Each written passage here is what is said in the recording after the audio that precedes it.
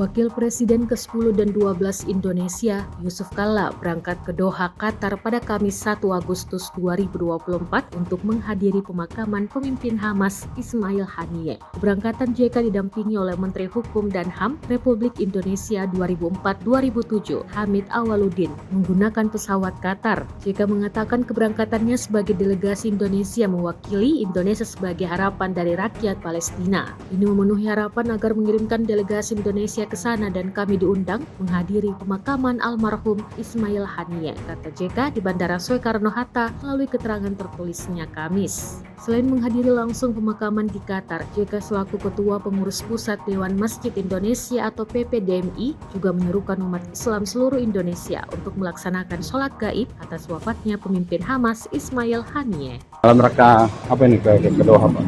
Ya, ini kan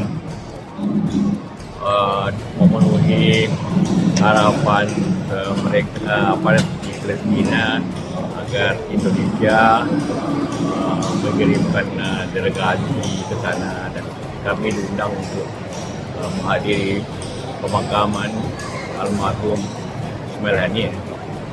Download Tribun X sekarang, menghadirkan lokal menjadi Indonesia.